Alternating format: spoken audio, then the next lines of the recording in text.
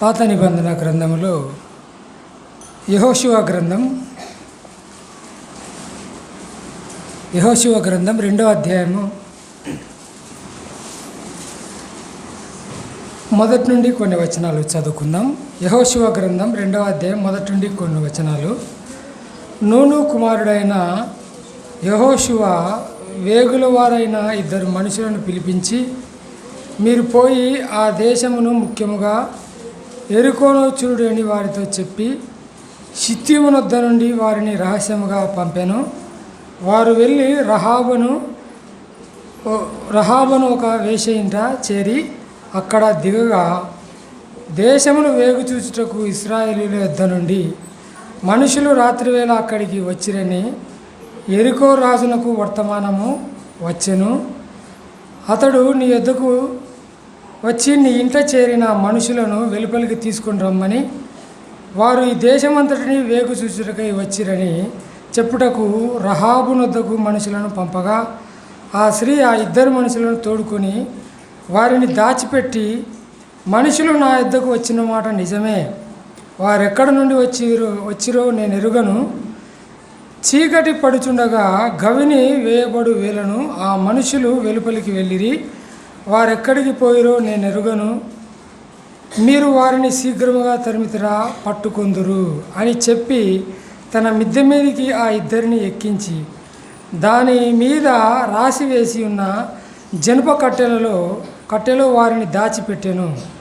ఆ మనుషులు యోర్దాను దాటు రేవుల మార్గముగా వారిని తరిమిరి. ప్రియమైన వారలారా, చదవబడిన వాక్యం కొరకై చిన్న ప్రార్థన చేసుకుందాం. పరలోకమందున్న దేవా, పరిశుద్ధుడవు మా తండ్రి, ఈ ప్రభు దినంలో ఉదయకాలమున మిమ్మల్ని ఆరాధించగలిగాం ప్రభువా, అందుకు స్తోత్రములు చెల్లిస్తున్నాం. ఇదిగో నాయన, చదవబడిన ప్రకటనలో అనేకులు అనారోగ్యులు ఇబ్బందులు కలిగిన వారు ఉన్నారు.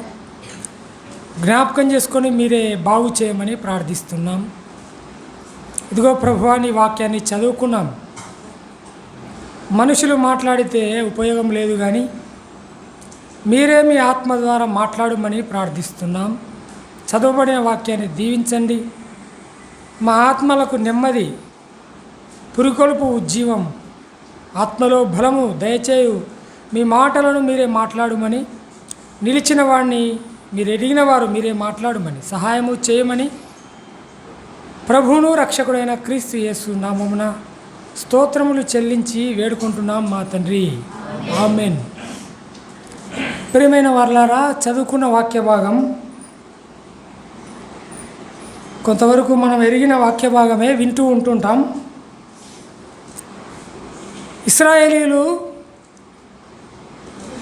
40 సంవత్సరములు వారు ఐగుప్తు దేశం నుండి బయలుదేరి ప్రభువు వారికి వాగ్దానము చేసిన దేశమైన పాలు తేనెలు ప్రవహించు దేశం పాలస్తీనా వారు వెళ్ళడానికి సమీపించి ఉన్నారు. యోర్దాను నది దాటి యెరికోను వారు ఆక్రమించుకొని యెరికో ద్వారా వారు ఆ పాలస్తీనాలోకి ప్రవేశించబోతున్నారు. ఆ సందర్భంలో వారు ముందుగా వేగు చూడడానికి యెహోషువ ద్వారా 2 మనుషులు వెళ్ళారు. వెళ్ళిన వారు ఆ యెరికో పట్టణ ప్రాకారము గోడ దగ్గర ఉన్న ఇంటిలో ఉన్న రహాబు అనే వేశ్య ఇంటిలో చేరి ఉన్నారు. ఆ వచనాలను మనం చదువుకున్నాం. ఆ చేరిన వారిని ఆ రహాబు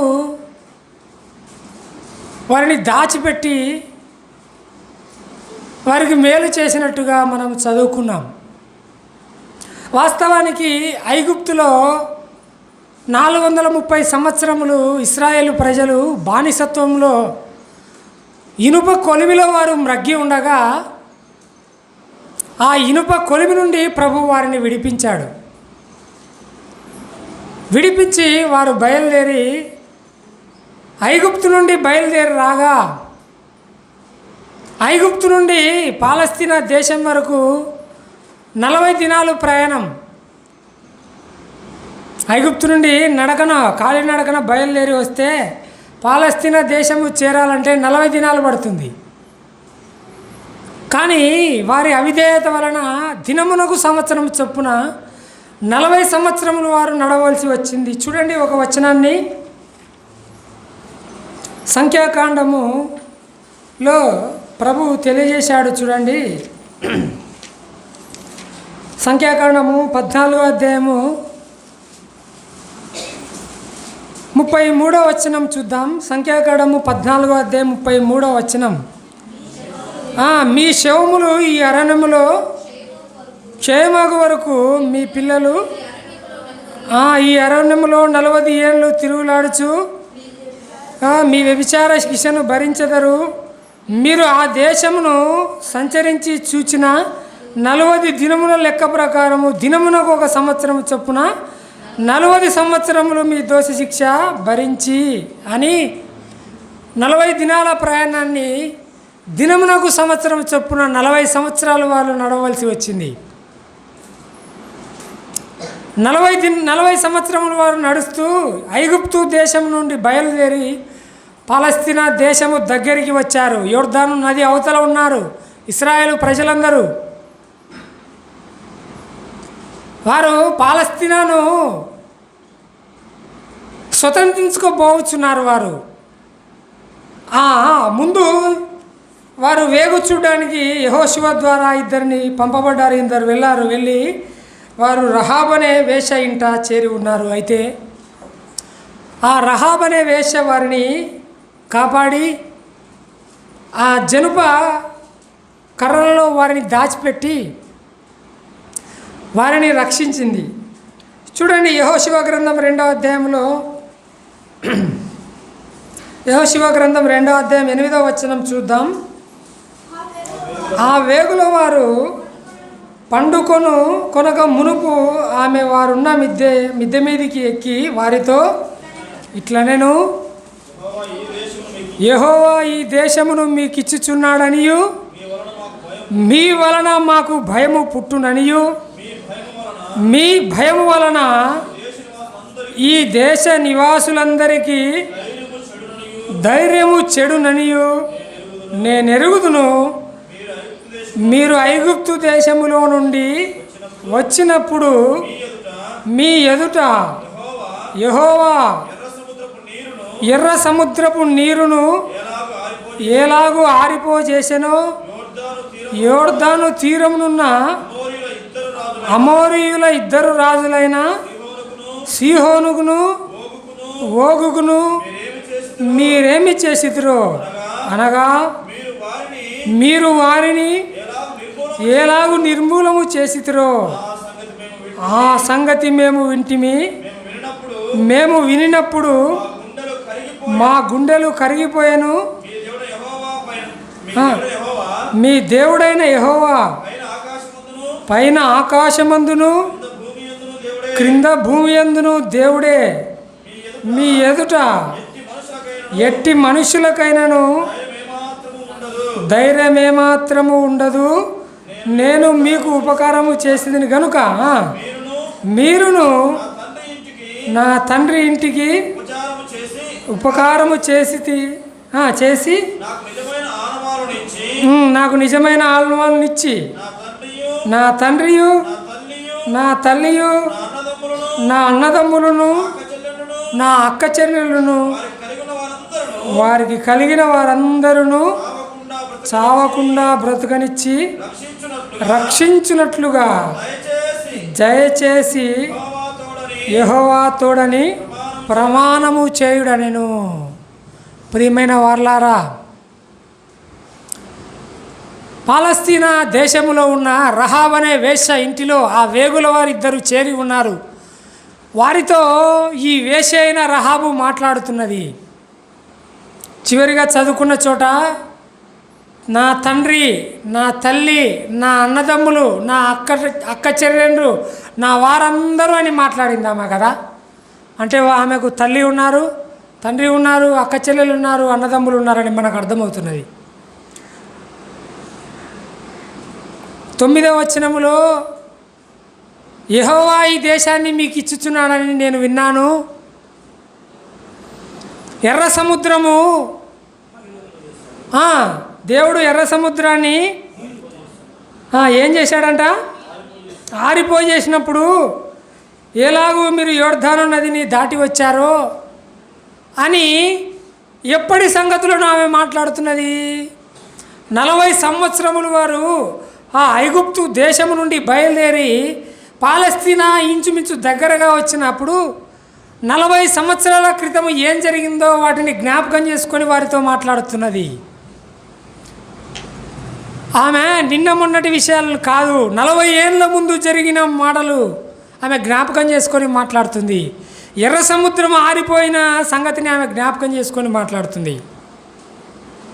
40 సంవత్సరాల క్రితం జరిగిన విషయాన్ని ఆమె విన్నది.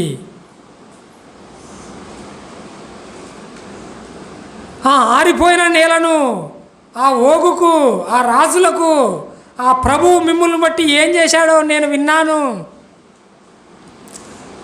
మేము విని మిగుల భయపడినాము అని ఆ పాత విషయాలమే 40 ఏళ్ల క్రితం విషయాల్ని ఆమె జ్ఞాపకం చేస్తున్నది. 40 ఏళ్ళుగా ఆమె గుర్తుపెట్టుకుంది కదా. 40 ఏళ్ళ నుంచి ఆ ఇశ్రాయేలు ప్రజలకు ఏం చేశాడో ప్రభువు, ఏం జరిగిందో ఎలాగూ విన్నది. ఏ యూట్యూబ్ ద్వారా విన్నది, ఏ మీడియా ద్వారా విన్నది ఆమె కదా. ఎలాగూ వింది ఆ సమాచారాన్ని. వారు ఐగుప్తు దేశం నుండి బయలుదేరేటప్పుడు ఆ ఎర్ర సముద్రం 2గా చీలిపోయింది. ఎవరో ఆ సమాచారాన్ని అందించారు కదా. ఎలాగూ ఆ విషయాలు ఆ చుట్టుపక్కల దేశాలకంతా ప్రబలినాయి. ఆ విషయాన్ని ఈమె కూడా విన్నది. మరలా చదువుదాం 9వ వచనం నుండి. చూడండి ఆమె ఎలాగూ మాట్లాడుతున్నదో. యెహోవా ఈ దేశమును మీకు ఇచ్చుచున్నాడనియు, మీ వలన మాకు భయము పుట్టుననియు, మీ భయము వలన ఈ దేశ నివాసులందరికీ ధైర్యము చెడుననియు నేను ఎరుగుదును కదా. ఇశ్రాయేలీయులకు ఆయన వాగ్దానం చేసినాడు, ఐగుప్తు దేశంలో వారు బయలుదేరినప్పుడు మీకు పాలు తేనెలు ప్రవహించే దేశాన్ని మీకు ఇస్తాను.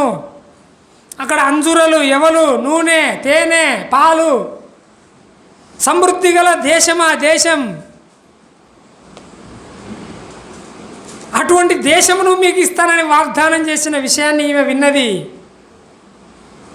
ప్రభు ఇశ్రాయేలులకు వాగ్దానం చేసిన ఆ వాగ్దానాన్ని విన్ని ఆ వాగ్దానాన్ని జ్ఞాపకం చేసుకొని వారితోనే మాట్లాడుతున్నది. వచ్చిన వారు వేగుల వారు ఎవరు? యెహోషువ పంపిన 2 ఇశ్రాయేలీలు.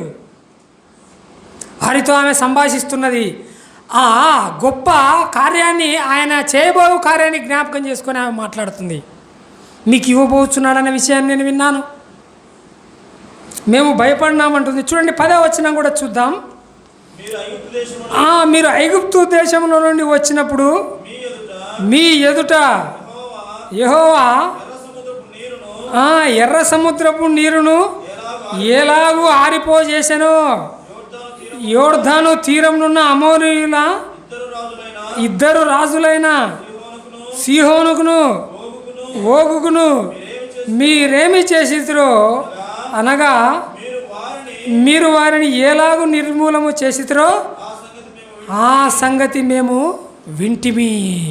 ఆమె సంగతి విన్నది. ఆ దూరదేశంలో జరిగిన సంగతులు వింటూ ఉన్నది. వారు 40 ఏళ్ళు ప్రయాణిస్తూ ప్రభువు వారిని రక్షిస్తూ వారి ద్వారా ఆ రాజులను సంహరించినాడు. వారికి జరిగే అడ్డంకులు, కలిగే అడ్డంకులను తొలగించుకొని వారిని ప్రభువు ఎలాగూ తీసుకొని వచ్చాడో ఆ సంగతులను విన్నానని ఆమె వారితో మాట్లాడుతుంది. ఇంకా చూడండి, మేము వినినప్పుడు 11వ వచనం, మేము వినినప్పుడు మా గుండెలు కరిగిపోయాను. మీ దేవుడైన యెహోవా పైన ఆకాశమందును క్రింద భూమి యందును దేవుడే. ఏమి కనుగొన్నది, ఏమి అర్థమైంది ఆమెకు? మీ దేవుడు పైన ఆకాశమందును క్రింద భూమి యందును దేవుడే. ఆయన పైన ఆకాశానికి క్రింద భూమికి దేవుడే అని ఆమె గ్రహించింది.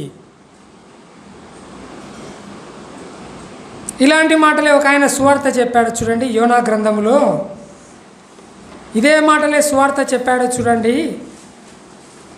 యోనా గ్రంథం 1వ అధ్యాయము 9వ వచనం చూద్దాం చూడండి. యోనా గ్రంథం 1వ అధ్యాయం 9వ వచనం. అతడు వారితో ఇట్లనెను, నేను హెబ్రీయుడను, సముద్రమునకును భూమికిని సృష్టికర్తయై ఆకాశమందుండు దేవుడైన యెహోవా యందు నేను భయభక్తులు గలవాడనై ఉన్నాను అన్నాడు. ఈయన కూడా చెప్తున్నాడు సువార్త. ఆ ఓడలో ఉన్న నావికులతో, ఓడలో ఉండే ప్రజలతో సువార్త చెప్తున్నాడు. ఏమంటున్నాడు? సముద్రమునకు భూమికి సృష్టికర్త ఆకాశమందున్న దేవుడు అని ప్రభువు ఎక్కడున్నాడో, ఆయన ఏమి సృజించాడో, ఆయన ఎలాగూ దేవుడో వారితో మాట్లాడుతున్నాడు. భూమికిని సముద్రానికి సృష్టికర్త ఆకాశమందున్న దేవుని గురించి ఆయన మాట్లాడుతున్నాడు. ఈ రహాబ్ అనే వేశ్య కూడా అటువంటి మాటలే మాట్లాడుతున్నది కదా. మీ దేవుడైన యెహోవా పైన ఆకాశమందును క్రింద భూమి యందును దేవుడే. ఎలాగూ తెలిసింది ఆమెకు ఆయన దేవుడని? నేను విన్నాను అంటుంది కదా. పైన ఆకాశమందును కింద భూమి యందును ఆయనే దేవుడని విన్నది.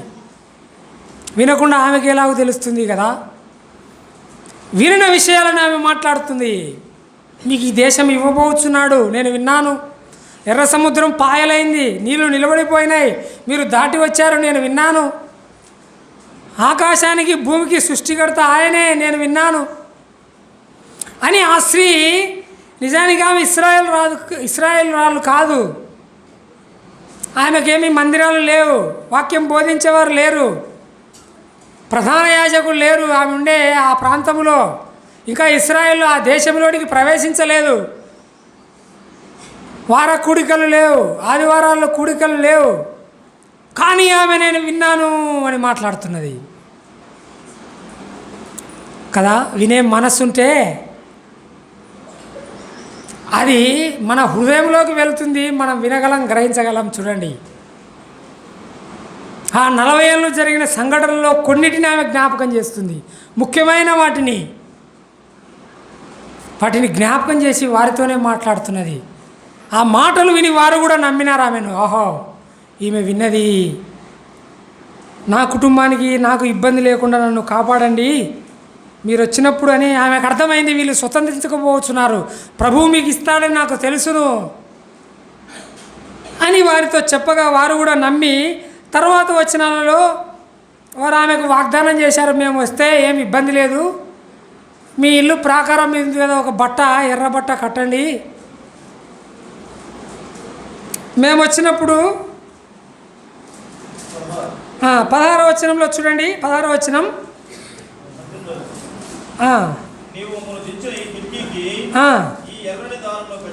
ఈ ఎర్రని ద్వారమును కట్టి నీ తండ్రిని, నీ తల్లిని, నీ అన్నదమ్ములను, నీ తండ్రి ఇంటి వారందరినీ నీ ఇంట చేర్చుకొనుము. వెలుపలికి వచ్చేవాడు తన ప్రాణమునకు తానే ఉత్తరవాది, లేని ఏడల మేమేం మిమ్మల్ని కాపాడతామని ఆమె చెప్పిన మాటను బట్టి వారు విని వారు కూడా ఆమెతో మాట ఇచ్చి వాగ్దానం చేసి వెళ్ళిపోయారు. 40 ఏళ్ల క్రితం జరిగిన ఆ సంఘటనలను 40 ఏళ్ల తర్వాత ఆమె జ్ఞాపకం చేసుకొని మాట్లాడుతున్నది. ఎవరు ఈమె? ఇశ్రాయేల్ రాలు కాదు, విశ్వాసి కాదు,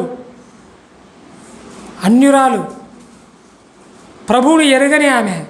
ప్రభు యొక్క మాటలు విన్నది, ఆ మాటలను విశ్వసించింది ఈమె. అలాగూ క్రొత్త నిబంధన గ్రంథంలో కూడా ఒక ఆయన ఉన్నాడు చూడండి. క్రొత్త నిబంధన గ్రంథం యోహాను సువార్త 5వ అధ్యాయంలో ఒక ఆయన ఉన్నాడు చూడండి. ఇలాంటి ఆయన ఇంచుమించు ఇట్లానే ఇబ్బందుల్లో ఉన్నాయన. యోహాను సువార్త 5వ అధ్యాయము 2వ వచనం నుంచి చూద్దాము. యోహాను సువార్త 5వ అధ్యాయం 2వ వచనం నుంచి, యెరూషలేములో గొర్రెల ద్వారము దగ్గర హెబ్రీ భాషలో బెతెస్దా అనబడిన ఒక కోనేరు కలదు, దానికి 5 మంటపులు కలవు. ఆయా సమయంలో దేవదూత కోనేటిలో దిగి నీళ్లు కదిలించుట కలదు. నీరు కదిలింపబడిన పిమ్మట మొదట ఎవడు దిగునో వాడు ఎట్టి వ్యాధి గలవాడైనను బాగుపడును గనుక ఆ మంటపంలో రోగులు, గుడ్డివారు, కుంటివారు, ఊచకాలు చేతులు గలవారు గుంపులుగా పడి ఉండిరి. అక్కడ 38 ఏండ్ల నుండి వ్యాధి గల ఒక మనుషుడుండెను. యేసు వాడు పడి ఉండట చూచి వాడప్పటికి బహుకాలం నుండి ఆ స్థితిలో ఉన్నాడని ఎరిగి. చూసారా, ఇక్కడ యెరూషలేములో బేతెస్దా అనే కోనేరు దగ్గర 38 ఏండ్ల నుండి రోగం కలిగి పడి ఉన్నవాడున్నాడు. బహుకాలము నుండి అలాగూ పడి ఉన్నవాడు. 40 సంవత్సరాల క్రితము, 40 ఏండ్ల నుండి ఆమె వినింది. ఎర్ర సముద్రము 40 సంవత్సరముల క్రితము నీళ్లు ఆరిపోయి నీళ్లు గోడల వలె నిలబడగా ఆ ఇశ్రాయేలీయులు ఆ నీటిలో మధ్యలో ఆ ఆరని నీళ్ళలో నడుచుకుంటూ బయటికి వచ్చిన సంగతి 40 ఏళ్ల క్రితం వినంది. 40 ఏండ్లుగా విన్నది కానీ ఆమెకు తెలియదు. వారింటికే వేగుల వారు వస్తారని తెలియదు. ఆమె నా ఇంటికే వస్తారేమో అని ఊహించలేదు కదా. 40 ఏళ్ల క్రితం విన్న సంగతులు ఆమె మనసులో ఉండగా నేరుగా ఆ వేగు పంపిన వారు నేరుగా ఆమె ఇంటికే వచ్చారు. ఆశ్చర్యం! ఏ దేవుడి గురించి ఆమె 40 ఏళ్ళుగా విన్నదో, 40 ఏళ్ల క్రితం విన్నదో, ఆ దేవుని ప్రజలే ఆ ఇంటి యొద్దకు రాగా ఇది ఆశ్చర్యాన్ని కలిగించే సంఘటన కదా. ఆమె కూడా ఊహించి ఉండదు, ఆశ్చర్యపడి ఉంటుంది. అందుకే గ్రహించింది, కనుక్కుంది. అరే, వీరే స్వతంత్రించుకోపోవచ్చున్నారు అని వారికి సహాయం చేసింది, ఉపకారం చేసినట్టుగా మనం చూస్తున్నాం. ఇక్కడ కూడా 38 ఏండ్ల నుండి వ్యాధి గలవాడు పడి ఉన్నాడు. 6వ వచనంలో చూస్తే యేసు వాడు పడి ఉండుట చూచి వాడప్పటికీ బహుకాలం నుండి ఆ స్థితిలో ఉన్నాడని ఎరిగి స్వస్థత పడగోరుచున్నావా అని వాడిని అడగగా ఆ రోగి, అయ్యా, నీళ్లు కదిలింపబడినప్పుడు నన్ను కోనేటిలోనికి దించుటకు నాకు ఎవడును లేడు గనుక నేను వచ్చినంతలో మరి ఒకడు నాకంటే ముందుగా దిగునని ఆయనకు ఉత్తరం ఇచ్చెను. యేసు, నీవు లేచి నీ పరుపెత్తుకొని నడుమని వానితో చెప్పగా వెంటనే వాడు స్వస్థత నొంది తన పరుపెత్తుకొని నడిచెను. చూశారా, గమనించారా? ఇతడు కూడా 38 ఏండ్ల నుండి పడి ఉన్నాడు. నాకు ఎవ్వడూ లేడయా నన్ను దించేవాడు, నన్ను దించడానికి ఎవరు లేడు. నేను దిగుదామనుకుంటే ఎవరో ఒకరు నాకంటే ముందుగా దిగి వాళ్ళు స్వస్థత పడి వెళ్తున్నారు. ఆ దేవదూత నీళ్లు కదిలించినప్పుడు ఎవడు మొదటగా వెళ్తాడు, వాడు మాత్రమే బాగుపడి వెళ్తున్నాడు. నన్ను దించడానికి ఎవరు లేరు, నేను వెళ్దామంటే నాకు కుదరడం లేదు. 38 ఏండ్ల నుండి కదా ఆ రోగము గలవాడు కూడా ఊహించి ఉన్నాడు. 38 ఏళ్ళుగా అలా పడి ఉన్నవాడు ఒక్కసారిగా బాగుపడతాడని వాడు కూడా ఊహించి ఉన్నాడు. అనుకోని రీతిగా ప్రభువు ఆ కోనేరు వద్దకు వచ్చాడు. వచ్చిన ప్రభువు అంతమంది ఉండేవాళ్ళు అందరిని అడగలేదు, అనేకులు ఉన్నారు కదా. మనము 4వ వచనం చివరిలో చూస్తే గనుక మంటపంలో 5వ వచనానికి ముందు 3వ లైన్లో రోగులు, గుడ్డివారు, కుంటివారు, ఊచ చేతులు గలవారు గుంపులుగా పడి ఉండిరి. అనేకులు పడి ఉన్నారు. కానీ ప్రభు ఆ 38 ఏళ్ళ నుండి ఉన్నవాడిని అడిగాడు, బాగుపడగోరుచున్నావా అని, స్వస్థత పొందగోరుచున్నావా అని అడిగాడు. చూడండి, పడి ఉన్న రోగి వాడు కూడా ఊహించి ఉన్నాడు కదా. ఇంత గుంపులుగా ఉండేవారిలో ప్రభువు నన్నే వచ్చి అడుగుతాడని ఊహించి ఉన్నాడు. 38 ఏళ్ళుగా ఉన్నాడు. ఒక జీవోత్సవంలా ప్రాణం ఉంది కానీ ఒక శవంలాగా ఆడే ఉన్నాడు. తనకు ఊహకందని రోజు వచ్చింది, ఊహకందని ఒక సంఘటన తన జీవితంలో జరిగింది. స్వస్థ పొందగోరుచున్నావా అని ప్రభువే వచ్చి అడిగగా వాడు స్వస్థ పొందాడు, లేచి వెళ్ళాడు. ఆ రహాబ్ అనే వేశ్య కూడా కదా 40 ఏళ్ళుగా ఆమె వేశ్య, ఆమె మామూలు మనిషి కాదు కదా. తనకు తల్లి, తండ్రి, అక్క, చెల్లెలు అందరూ ఉన్నారని వృత్తిని బట్టి ఆమె వేశ్యగా ఉన్నది. ఆమె కూడా ఊహించి ఉండదు. తన ఇంటికి దేవుని పిల్లలు అయిన ఇశ్రాయేలు ప్రజలు తన ఇంటికి వచ్చుట ఊహించి ఉండదు. ఆమె కూడా ఊహకందని సంఘటన తన ఇంట్లో చోటు చేసుకుంది. వారితో మాట్లాడడం, వారితో మాట తీసుకోవడం, వారు వెళ్ళడం, ఒక చిన్న కార్యము ప్రభు పిల్లల పట్ల చేసింది ఆమె. చూడండి ఆమెకు ఏం జరిగిందో చూడండి. ఈ క్రొత్త నిబంధన గ్రంథములో ప్రభు ఆమెకు ఏం చేశాడో చూడండి. మత్తయి సువార్త 1వ అధ్యాయము 5వ వచనం చూద్దాం చూడండి. మత్తయి సువార్త 1వ అధ్యాయం 5వ వచనం.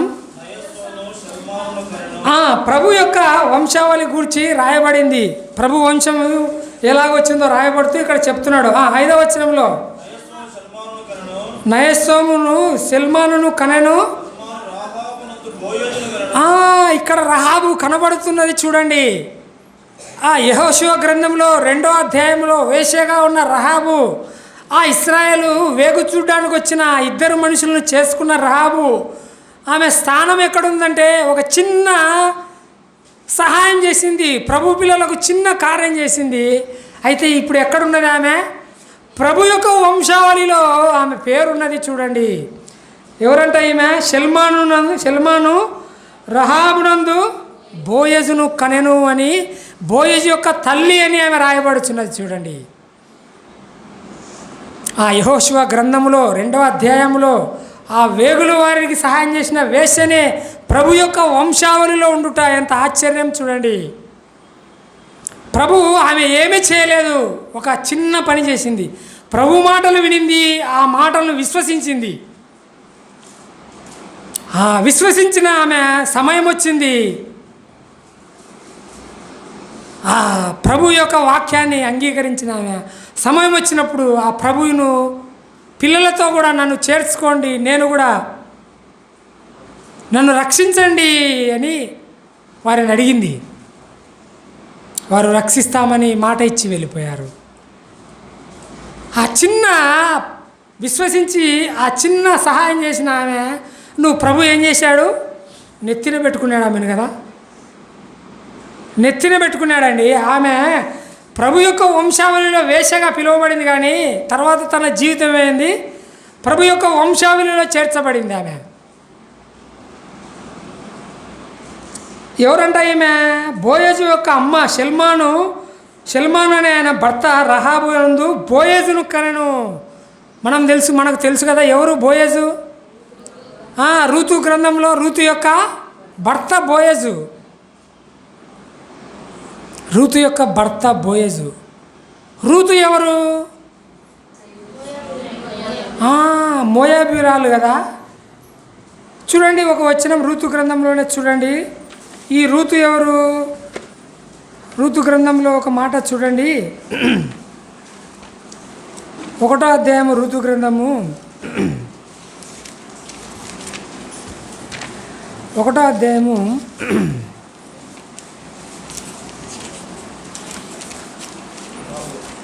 4వ వచనం చూడండి. వారు మోయాబు స్త్రీలను పెళ్లి చేసుకోండి అంటే ఎవరంటే నయం యొక్క కొడుకులు 2. ఆమె ఇశ్రాయేలు దేశం విడిచిపెట్టి మోయాబీల దేశానికి వెళ్ళి మోయాబీల పిల్లలను తన 2 కుమారులకు పెళ్లి చేసుకుంది. ఒకదాని పేరు ఓర్పా, 2వ దాని పేరు రూతు అని మోయాబీలను పెళ్లి చేసుకుంది. ఈ మోయాబీలు లోతునకు కలిగిన అక్రమ సంతానం. వీరు ఇశ్రాయేలు కాదు, వారిని పెళ్లి చేసుకుంది రూతు. నయోమి తన కుమారులకు పెళ్లి చేసుకుంది. రూతు ఎవరు? మోయాబురాలు. చూడండి ఇదే మత్తయి సువార్త 1వ అధ్యాయం 5వ వచనంలో మరలా చూద్దాం చూడండి. ఆమె గురించి కూడా ఏం రాయబడిందో. మత్తయి సువార్త 1వ అధ్యాయం 5వ వచనంలో షెల్మాను రహాబునందు బోయజును కనెను, బోయజు రూతునందు ఓబేదును కనెను. రూతు ఎవరు? బోయజు యొక్క భార్య. రూతు యొక్క అత్త ఎవరు? మీరు నయం కానీ ఆగిపోయినారు. ఇంకా పాత చింతకాయ పచ్చడిలాగా పాత అత్త దగ్గర ఉన్నారు మీరు. ఎవరు? రూతు యొక్క అత్త రహాబు. రహాబు కొడుకు బోయజు. బోయజును పెళ్లి చేసుకుంది ఎవరు? రూతు. పాత అత్త నయం అయిపోయింది, నయమును విడిచిపెట్టింది. కొత్త అత్త వచ్చింది, ఎవరు? రహాబు. రూతు యొక్క అత్త ఎవరు? రహాబు. రూతుకు ఎవరు పుట్టినారు? చదవండి 5వ వచనం మరలా చూద్దాం. ఓబేదును కనింది రూతు. ఓబేదును ఎవరు కన్నారు? ఓబేదు యెష్షయిని కన్నాడు. యెష్షయి రాజైన దావీదును కన్నాడు. దావీదు వలన యెష్షయి, యెష్షయి వలన ఓబేదు, ఓబేదు వలన బోయజు, బోయజు వలన షల్మాను, షల్మాను యొక్క భార్య రహాబు. అంటే దావీదు యొక్క జేజి, 4వ జేజి ఎవరు? రహాబు. ఆ తర్వాత ఇంకొక జేజి ఎవరు? రూతు. ఎవరో చూడండి, దావీదు రాజైన దావీదు యొక్క జేజి గారు ఎవరు? వేశ్య అయిన రహాబు, మోయాబీయురాలైన రూతు. వారు జేజులుగా, దావీదు యొక్క జేజులుగా పిలువబడినారు. రహాబు యొక్క, దావీదు యొక్క జేజులు మాత్రమే కాదు, ప్రభువారికి కూడా జేజులేవారు. యేసు ప్రభు వంశావళిలో ఉన్నారు వీరు. యేసు ప్రభుకి ఏమవుతారంటే జేజు వరుసనే అవుతారు వీరు. ఒక చిన్న కార్యము ప్రభు యొక్క మాటలు విని ఆ మాటలను విశ్వసించిన రహాబు చిన్న సహాయము వేగుల వారికి చేయగా ఆమె జీవితం ఎలాగూ మారిపోయిందో చూడండి. ఆమె జీవితమే ప్రభు యొక్క వంశావళిలో కీర్తించబడింది. 2000 సంవత్సరాలుగా ఆమె యేసు ప్రభు జేజిగా పిలువబడుతున్నది. ఆమె ఊహించి ఉంటుందా? నేను ఈ చిన్న కార్యం చేస్తే ఇశ్రాయేలులో ఒకరు షల్మాన్ అనేవాడు, యూదా గోత్రంలో షల్మాన్ అనేవాడు నన్ను పెళ్లి చేసుకుంటాడు, నా గర్భములో నుండి దావీదు అనే మహారాజు రాబోతాడు, నా గర్భములో నుండే లోకానికి రాజుల రాజు, ప్రభువులకు ప్రభు అయిన యేసుక్రీస్తు అనబడే ప్రభువు రాబోతాడని ఆమె ఊహించి ఉంటుందా? తన జీవితంలో ఒక చిన్న సంఘటన తన జీవితాన్ని మార్చివేసింది. ఇక్కడ వేశ్య అనే రహాబు అని లేదా ఆమె పేరు గమనించారా? ఆమె పేరు మారిపోయింది, ఆమె జీవితం మారిపోయింది. ప్రభు ఒక జేజిగా పిలువబడుతున్నది చూడండి. ఆమె విశ్వసించింది, ఆ మాటలు విన్నది, ఆ మాటలను అంగీకరించింది, రక్షించమని అడిగింది ఆమె. చూడండి ఆ మాట చూడండి ఆమె ఎట్లా అడిగిందో. యెహోషువ గ్రంథంలోనే 2వ అధ్యాయంలో ఆమె అడగడం చూడండి ఎలా అడిగిందో. వచనం 13 వచనం అనుకుంటా, 12 13లో రక్షించమని ఉంది. 13 చూడండి. నా తండ్రియు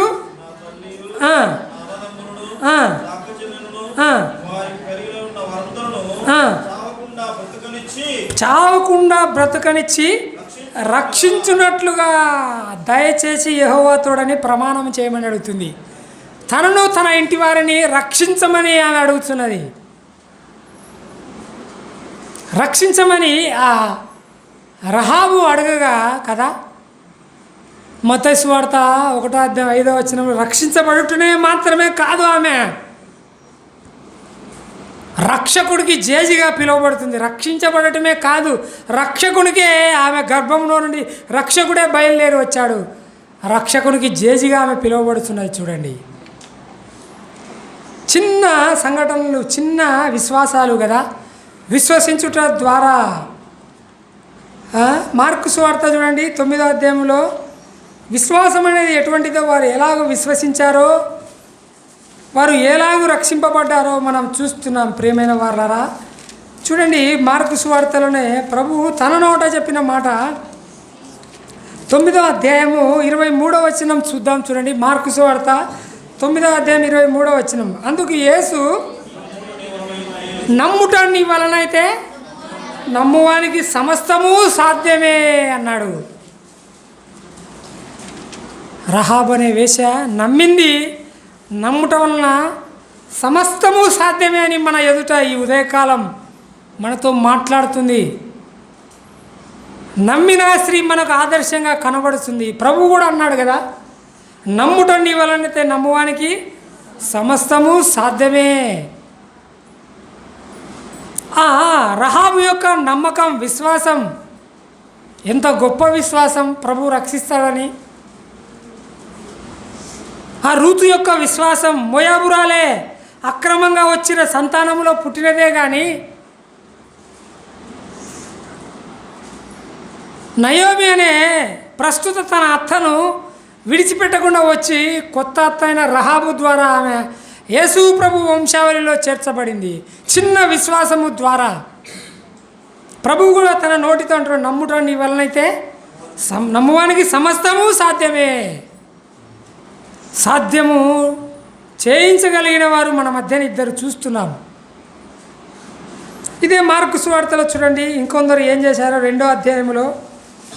మార్కు సువార్త కొన్ని వచనాలు మీ వద్ద చూపించి నేను ముగిస్తాను. మార్కు సువార్త 2వ అధ్యాయంలో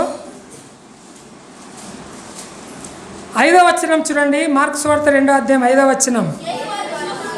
యేసు వారి విశ్వాసము చూసి, ఎవరు విశ్వాసం చూశాడు? ఆయన ఒక ఇంట్లో ఉన్నాడు, సువార్త వాక్యం బోధిస్తూ ఉన్నాడు, బహుజనం ఉన్నారు అక్కడ. చూడండి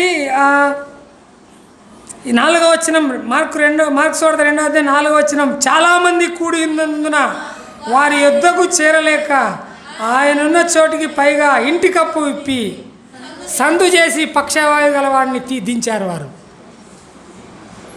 మన పైన స్లాబ్ ఉంది, సందు చేయడం కష్టం.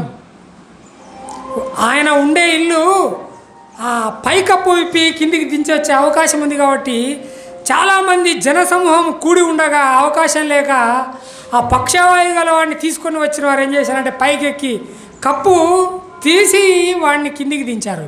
నేరుగా ఆయన దగ్గరికి తీసుకొని వెళ్ళారు పైనుంచి కిందికి. ప్రభు వారి విశ్వాసము చూసి ఆ పక్షవాయువు గల వారిని 9వ వచనం చూస్తే, నీ పాపము క్షమింపబడిన 9వ వచనంలో, నీవు లేచి నీ పరుపెత్తుకొని నడుమని చెప్పుట సులభమా అని చెప్పి వాడిని క్షమించి వాడిని పరుపెత్తుకొని పోయేటట్టుగా చేశాడు ప్రభు. ఆ మనిషిని తీసుకొచ్చిన వారి విశ్వాసం చూసినవాడు, ఆ పక్షవాయు గల వాడిని రక్షించిన వాడుగా మన మొదట కనబడుతున్నాడు. విశ్వసించుట ద్వారా కదా వారు విశ్వాసులు. ఇప్పుడు ఇంతవరకు మనం చూసిన వారందరూ విశ్వాసులు కాదు, వీరంతా ప్రభువును ఎరుగని వారు. అందుకే 9వ వచనంలో నీ పాపములు క్షమింపబడి ఉన్నదని చెప్పి ఆయన వాడి పాపములు క్షమించాడు. రహాబు అనే వేశ్య, ఆమె ఇశ్రాయేలురాలు కాదు. రూతు, ఆమె ఇశ్రాయేలురాలు కాదు. ఆ మంటపు యొద్ద పడి ఉన్నవాడు 38 ఏళ్ల నుండి ప్రభువును అంగీకరించిన వాడు కాడు. ఈ మార్కు సువార్త 2వ అధ్యాయంలో పక్షవాయు గలవాడు ప్రభువును అంగీకరించిన వాడు కాదు. వీరందరి జీవితాల్లో ప్రభువు వారి జీవితాలనే మార్చినట్టుగా మనం చూస్తున్నాం.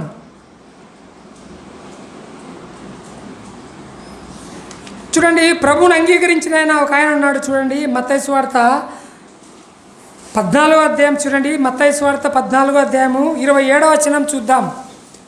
మత్తయి సువార్త 14వ అధ్యాయం 27వ వచనం. వెంటనే యేసు ధైర్యము తెచ్చుకొనుడి, నేనే, భయపడకుడి అని వారితో చెప్పాను. వారు దోణిలో, వారంటే ఎవరంటే ప్రభు శిష్యులు దోణిలో ఉన్నారు, సముద్ర తీరాన దోణిలో వెళ్తున్నారు. ప్రభు దోణిలో ఉండే వారిని కలుసుకున్నాడు. కలుసుకోవడానికి ఆయన సముద్రం మీద నీటిపై నడుచుకుంటూ వస్తూ ఉన్నాడు. వారు 26వ వచనంలో ఆయన సముద్రం మీద శిష్యులు చూచి తొందరపడి భూతమని చెప్పుకొని భయము చేత కేకలు వేస్తే ప్రభు వెంటనే యేసు ధైర్యం తెచ్చుకొనుడి, భయపడొద్దు, నేనే అని వారితో చెప్పగా వారేమంటారు చూడండి. 28వ వచనంలో పేతురు, ప్రభువా నీవైతే నీళ్ళ మీద నడిచి నీ యొద్దకు వచ్చుటకు నాకు సెలవిమ్మని ఆయనతో అనేను. ఆయన రమ్మనగానే యేసు దోణి దిగి ఆయన రమ్మనగానే పేతురు దోణి దిగి యేసునొద్దకు వెళ్ళుటకు నీళ్ళ మీద నడిచెను. కానీ గాలిని చూచి భయపడి మునిగిపోసాగాను. ప్రభువా నన్ను రక్షించమని కేకలు వేశాను. వెంటనే యేసు చేయి చాపి అతన్ని పట్టుకొని, అల్పవిశ్వాసి, ఎందుకు సందేహపడితివని అతనితో చెప్పాను. ప్రభు వారిని దోణి ఎక్కి వెళ్ళమని పంపించి ఆయన కొండ యొద్ద ఉండి తరువాత వారిని కలుసుకోవాలని ఆయన సముద్రంలో నీటి మీద నడుచుకుంటూ వారిని కలుసుకోవడానికి వస్తుంటే వీరు చూశారు. భూతమని భయపడి కేకలు వేస్తే ప్రభువు లేదు లేదు నేనే భయపడొద్దండి నేనే అని చెప్పాడు. అందులో పేతురు, నిజంగా నువ్వే అయితే నాకు సెలవి ప్రభువా, నేను కూడా నీ యొద్దకు నడుచుకొని వచ్చేంత వరకు వచ్చేలాగున సెలవి అని అడిగాడు. సరే అని ప్రభువు సెలవియగా నడుచుకుంటూ వచ్చి గాలిని చూసి భయపడి నీటిలో మునిగిపోయాడు కదా. అవసరమా నీటి మీద పేతురు ఆ సందర్భంలో? దోణిలో ఉండుట సురక్షితమా, నీటిలో ఉండుట సురక్షితమా? దోణిలో ఉండుట సురక్షితము. వారు దోణిలో ప్రయాణిస్తున్నారు. ప్రభువు కూడా వారితో కలుసుకోవాలని ఆ దోణిలోనే ఆయన ఎక్కాలని ఆయనకు సాధ్యం కనుక ఆయన నీటి మీద నడుచుకుంటూ వస్తున్నాడు. అందరూ కలుసుకొని దోణి నుంచి బయలుదేరి ఎక్కడికి అద్దరికి చేరి ఇంటికి వెళ్ళాలా, ఎక్కడికి వెళ్ళాలా, వాక్యం చెప్పడానికి ఇంకొక ఊరికి వెళ్ళాలా. వారు అసలు నీటిలో నడచాల్సిన అవసరం ఏముంది? ఈయనకు అవసరమే లేదు. దోణిలో ఉండవలసిన వాడు, ప్రభువా నువ్వైతే నాకు ఇవ్వు, సెలవు ఇవ్వు, నేను నడుస్తా అన్నాడు. దోణి నుండి బయటికి వెళ్ళడం సురక్షితమా? సురక్షితం కాని స్థలానికి వెళ్ళి నీట మునిగిపోసాగినాడు ఆయన. మరలా ప్రభువు చేయబట్టుకొని తీసుకొని వచ్చి దోణిలో కూర్చోబెట్టాడు కదా. విశ్వాసే కానీ ఏమయ్యాడు? అల్పవిశ్వాసి అనిపించుకున్నాడు ప్రభువు చేత. అల్పవిశ్వాసి, ఎందుకు సందేహపడితివి? నేనే వస్తా కదా, ఎందుకు నీకు ఈ ప్రయాస, ఎందుకు ఇదంతా? నేను వస్తున్నా కదా నీ దగ్గరికి, మళ్ళీ నువ్వు రావడం ఎందుకు? విశ్వాసులు కానివారు, ప్రభువును ఎరుగని వారు, ఆయన రక్షించేవాడని, ఆయన ప్రజలతో కూడా ఉంటే శ్రేయస్కరమని ఆయన యుద్ధకు చేరి వచ్చిన వారు, రహాబు అనే వేశ్య, మోయాబురాలైన రూతు, ఆయన ప్రజలతో నడిచిన వారు, ఆయన ప్రజలతో వచ్చిన వారు ప్రభువును అంగీకరించిన వాడే కానీ పేతురు, విశ్వసించిన వాడే కానీ ఆ సందర్భంలో ఎలా ఉన్నాడు? అల్పవిశ్వాసి అని ప్రభు చేత అనిపించుకున్నవాడు. అల్పవిశ్వాసి, ఎందుకు సందేహపడ్డావు? ప్రభు చనిపోకముందు బొంకినవాడు, ముమ్మారు అబద్ధమాడి బొంకినవాడు పేతురు. ఆ సందర్భాలలో ఆ సందర్భాలను గ్రహించలేక పొరపాటు పడినవాడు పేతురు. అయితే ప్రభువు మరణించిన తర్వాత సాక్షిగా నిలబడి అనేకులకు వాక్యాన్ని బోధించి తన ప్రాణాన్ని త్యాగం చేసినవాడు పేతురు. ఈనాడు మనం కూడా విశ్వాసులంగా ఉన్నాం. విశ్వాసులు కానివారైన రాహాబు, రూతు వంటి వారు మనకు ఈ ఉదయకాలంలో మన ముందుండి మనతో మాట్లాడుతున్నారు. నిజం చెప్పాలంటే మన సిగ్గు పోగొడుతున్నారు. వారు విశ్వాసులమే కానీ ఎరుగని వారు మనకు సిగ్గు చెప్పాల్సి వస్తుంది కదా. అవునా కదా? మన సిగ్గు తీసేవారుగా ఉన్నారు వారు. మీరు అంగీకరించిన వారు విశ్వాసులుగా ఉండలేరా అన్నట్టుగా మాట్లాడుతున్నారు ఈ ఉదయకాలం. ప్రియమైన వారలారా, ప్రభువుని అంగీకరించిన వారం, విశ్వాసుల లెక్కలో ఉండేవారం. రాహాబు వలె, రూతు వలె మనము కూడా ప్రభు మాటలు విన్నాం, అంగీకరించాం, విశ్వాసులుగా కొనసాగుతున్నాం.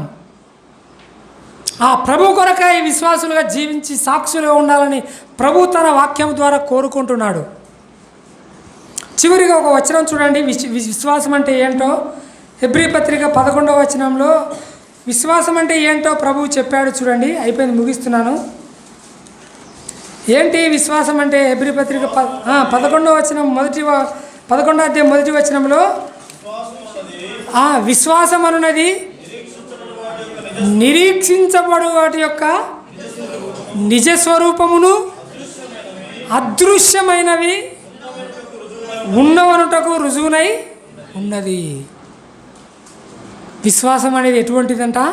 నిరీక్షించుతున్న వాటి యొక్క నిజస్వరూపం ఒకటి. రెండవది అదృశ్యమైనవి ఉన్నవని రుజువు.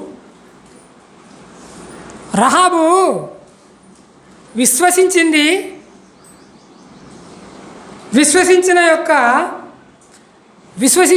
నిరీక్షించుతున్న వాటి యొక్క నిజస్వరూపం అని ఎట్లా గ్రహించిందంటే, ఈ దేశాన్ని వారు స్వతంత్రించుకోబోతున్నారని జరగబోయే సంఘటనలు గ్రహించింది ఆమె. ఆ ఇశ్రాయేలు ప్రజలు ఎలాగూ వారి దేశము వారు స్వతంత్రించుకోబోయే దేశాని కోసం ఎలాగూ నిరీక్షించుతున్నారో ఆ నిరీక్షించుతున్న వాడి యొక్క నిజస్వరూపాన్ని గ్రహించింది ఆమె. అందుకే రేపేం జరగబోతుందో ఆమె గ్రహించింది కనుకనే విశ్వాసుల లెక్కలో ఉంది ఆమె.